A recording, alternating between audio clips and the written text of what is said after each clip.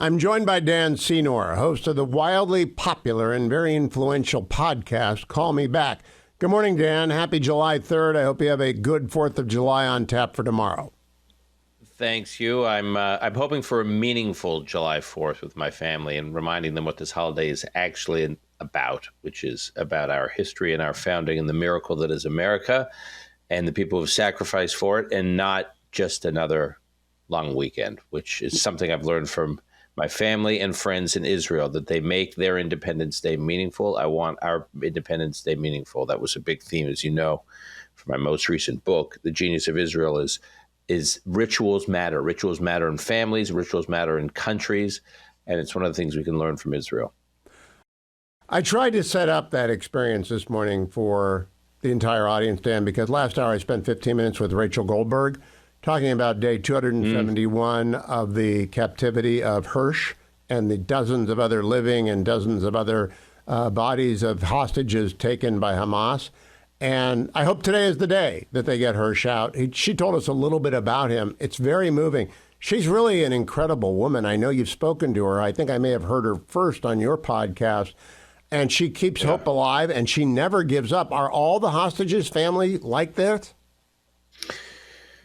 Wow, that's a tough question to answer. It's a pretty mixed group. I would say some are very outspoken and visible the way she is, and I think her outspokenness, Hugh, is a big reason why her son is okay. I mean, he's not okay. He's being held hostage, but he's medically fragile, but he's alive, and I think she's by raising his profile, she's only helped. Her and John have only helped Hirsch's cause.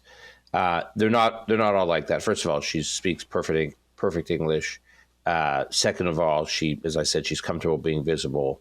The third thing I would say, which is quite interesting, is, I don't know if you picked this up in your interview, but in almost every talk she gives, or if you follow her on Instagram, she infuses Judaism in so many of her messages. It's not just that her son is being held hostage. It's not just that they're Americans and they have a son who's being hostage, an American citizen, an Israeli-American citizen. It's that she's a very serious Jewish thinker. She's very literate about her Judaism, and she infuses Jewish religious ideas into her interviews, into her commentary in a way that I find very moving and inspiring.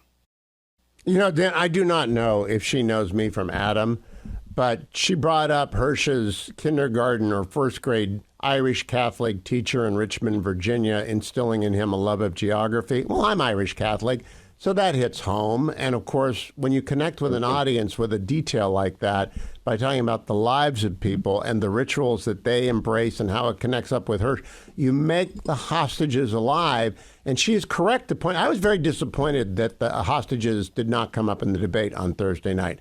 I don't know that Jake and Dana were prepared. They're very professional. I don't think they were prepared for what they saw in President Biden, and they may have thrown off a script. But I was just very disappointed that there are 8 Americans in the dungeons of Gaza, and it did not get a word in the debate. Were you surprised by that? I was surprised. I was disappointed that neither of the men up there said anything about it or that it was brought up. I believe, Hugh, and I think you and I have talked about this in the past, that those American hostages should be on the tip of everyone's tongue in the United States. They should be nationally household names, the way, you know, the Brittany Griner was, or to some degree, Evan Gershkowitz, the Wall Street Journal reporter, being held hostages. We all know that there are these people being held hostage. I had Michael Rappaport, who you may know, the entertainer, yes, the comedian, the actor, on my podcast a few weeks ago. We did a live event in New York City. We're actually about to do another live event, and we did a live event in New York City, a live podcast, and he was like, you know, his podcast, Michael Rappaport's, is all about largely about sports, athletics. And he said when Brittany Griner was being held in a Russian prison, he said every athlete was talking about it at every sporting event, at every basketball event, it was like it was a national movement. There are American citizens not being held in a prison in Russia, except for Evan Gershkowitz. There are American citizens being held in the dungeons in Gaza. And we're going to blink, Hugh, and this is like giving me chills right now. We're going to blink, and it's going to be a year, unless there's a deal that is agreed upon to release some of the hostages. I want to come to that deal, Dan. I made that a national cause is outrageous. I want to come to that deal. I told Rachel Goldberg, Robert O'Brien, Ambassador O'Brien, is among my closest, if not my closest friend. And he was a special presidential envoy for hostage affairs before he became national security advisor. He carried around a deck of cards of Americans held everywhere. He would hand out these deck of cards. Now, Roger Carson's doing a good job as Spiha. It's not really a political job, but boy, I just don't think the networks or news media is paying attention to this. And it all comes down to Senor and what I call the Napoleon option. You know, in 1814, the Russians and the Allies had occupied Paris. They had won, and Napoleon had a choice: go to Elba or get killed. And he went to Elba. And this morning, the Times of Israel says only 3 or 4 people know, 2 or 3 people know where Senor is. Don't you think it has to come down to making him an offer he can't refuse? You can leave. You can take 600 people with you like Napoleon did. We'll get you to Tehran, but we need our people back. Isn't that where that's going? Because he's surrounded. He's cut off.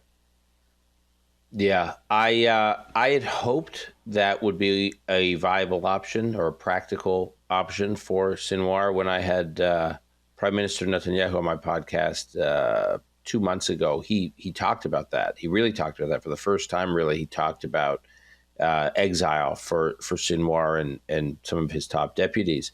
The problem, Hugh, is at the time I thought, well, this is a very good track. They should really pursue this.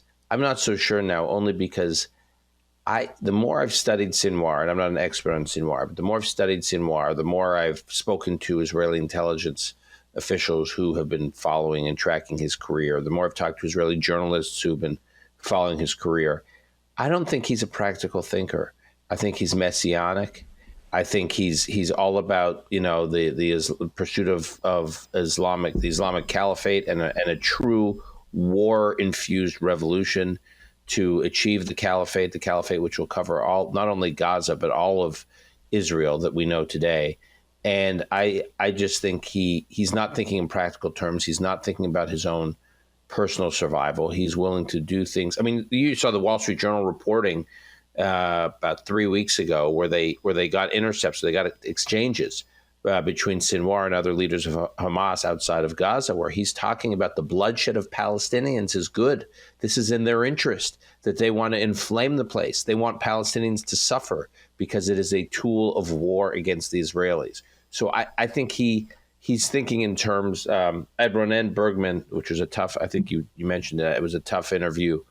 He's an Israeli journalist. He also is a reporter for the New York Times. And he wrote a piece on the mistakes that led to October 7th. I interviewed him when I was last in Israel about a week and a half ago.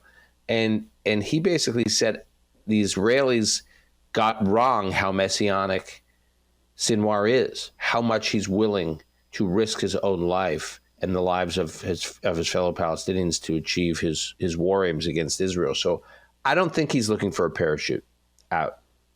Well, then I'm hoping someone who's standing very close to him has a bullet and a gun who is looking for a way out, because you always have to worry about a coup. And one day Khrushchev is there and the next day he's gone, right? We've seen that. And we've seen that all over the world. Right. Does anyone in Israel talk? We got about a minute to the break, Dan. I want to talk to you during the break and then bring you back. But does anyone in Israel talk about that possibility? I mean, they talk about it, but they have, I got to tell you, Hugh, they, at one point about 5 months ago, they were pretty close to Senor. They had arrived somewhere in the tunnels, the IDF, just after he had left. He had just scattered. So they, at that point, had a sense of where he was. But other than that, they have not really had good intelligence on where he is. And so I just think they don't have real visibility into, I mean, some of the, and I guess we'll get into this, some of the day after plans they're considering right now involve, you know, building up other Palestinians to play leadership roles in parts, not all, in parts of Gaza. And so maybe that in and of itself would put pressure on Senor, because suddenly people start to see an alternative future, an alternative reality. And someone may say, well, Senor is the obstacle in making this the norm throughout the strip. And so someone needs to take him out. But we don't have visibility into it right now. Dan, I listened to every episode of Call Me Back. I love Nadav. Of course, you introduced me to Thank Haviv. you. Loyal listener. It's really great. I did the podcast poll that you put out, and I'm sure everyone's telling you to do more episodes and release them more often. I know you've got a day job, you've got teenage boys, et cetera. Exactly. But I do think you're a pipeline. Tell me about Israel. Seems to me, and I'm not Israeli, I'm not a Jew. I really don't follow Israeli politics except insofar as they're an American ally and our most important ally, maybe in the world. All of the broadcasts seem to be breaking down on political lines now. I listen to the daily briefing every day from the Times of Israel, and I can tell who hates Netanyahu and who doesn't. They can't keep politics out of the war. Churchill did it, FDR did it, America and Great Britain did it. Why can't Israel keep the Israeli Supreme Court intervening in the middle of a war to order the Haredim to be drafted? I do not understand the breakdown I'm watching in Israel. Attributed to several factors. I'll try to rattle them off. One, this is the longest war Israel has fought since its founding. So in its founding, its War of Independence, it fought a long war, but otherwise all its wars have been short. The 56 Suez Crisis, the 67 Six-Day War, literally 6 days, the 73 Yom Kippur War. You go on and on and on. Every one of these wars have been quick. They've been usually away games. They've been usually fought outside of Israel. This is unique for Israel. But David Ben-Gurion, when he founded the state, Israel's first prime minister, said that Israel's whole military doctrine would be undergirded by this idea that Israel would be very effective in short wars. They're in a long war right now, and it's wearing down on them.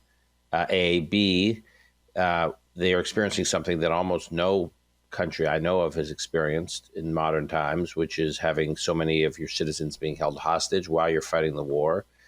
And so that is just, tearing the society apart in some areas.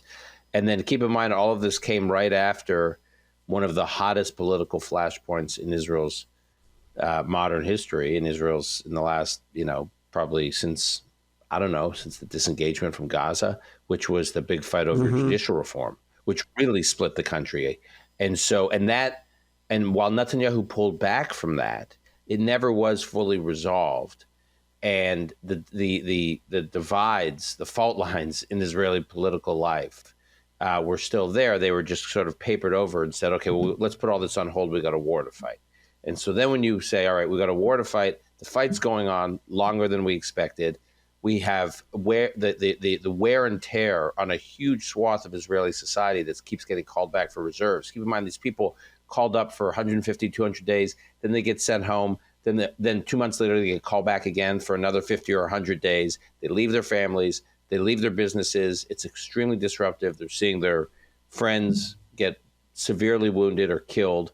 Families are seeing loved ones get severely wounded or killed. I visited the Sheba Medical Center on one of my recent trips. It's unbelievable, Hugh, the number of Israelis. I just haven't seen this. Thousands and thousands of Israelis that are now severely wounded. Israel has not experienced that in a long time, all while a small but not inconsequential segment of the population is not serving. So keep in mind, try to imagine the divide that creates, the tension that creates in the society, where a large segment of the society keeps going back and has all those disruptions. Dan Senor is my guest, host of the Call Me Back podcast. My essential listening always goes to the top of the podcast line when he puts out a new episode. During the break, which will be on the podcast today, we were talking about the Haredim issue, the splits within Israel. Dan, we have 5 more minutes, and you can't resolve everything for me, but I do think it is untenable to allow Hezbollah to remain where they are. They are in violation of the UN resolution from 2006. They've got to push back, or they've got to be pushed back. I don't know how Israel can actually not go to war with Hezbollah. Do you? No, I think there's a lot there to say. I think Israel will go to war against Hezbollah. It's just a matter of when.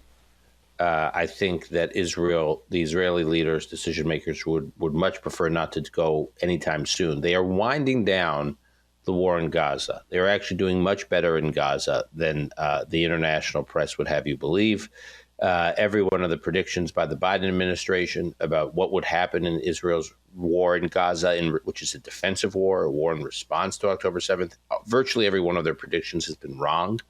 They are quite effective, yet Israeli decision makers and military leaders do not want to fight a two-front war. So they want to wind down the war in Gaza before they go against Hezbollah in the north. Now, the challenge is there are tens of thousands of Israelis who live near Israel's northern border with Lebanon who have not been at home since October 7th. They were moved out of there. And Gallant, the defense minister, Yoav Gallant, has said he wants those families back before the school year, before the next school year. These are young Israeli children who've missed basically an entire school year by not being able to live at home. He wants them back in their homes before the next school year. So one of two things has to happen.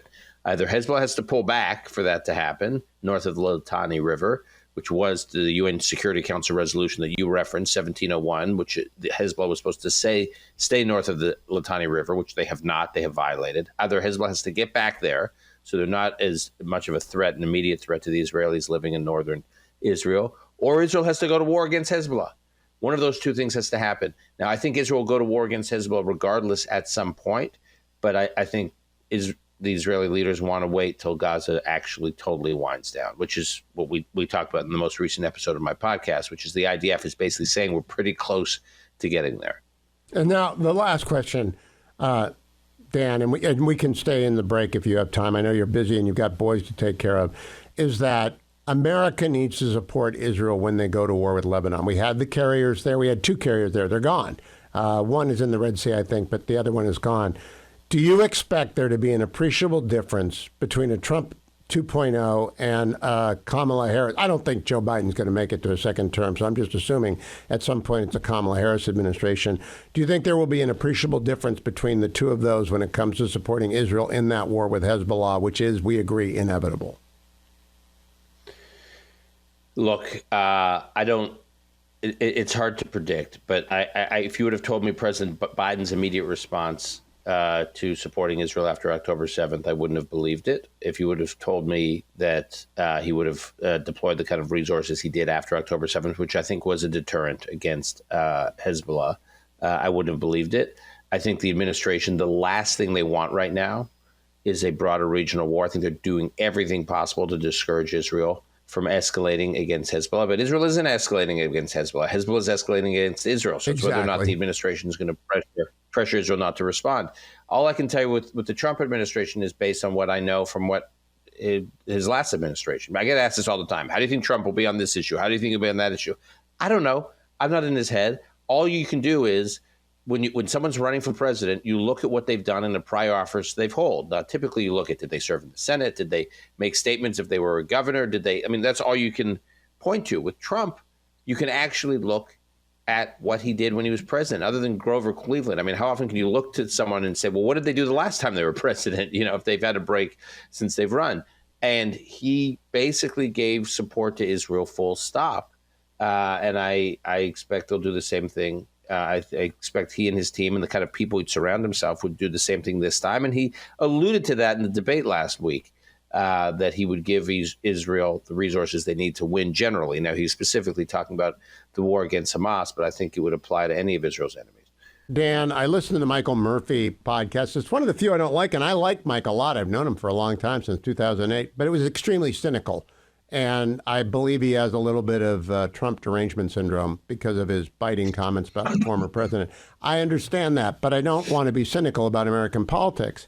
He was insufficiently shocked about the president of the United States because people have to he's never actually worked in the White House, and I have, and you have, or at least you've been close to it.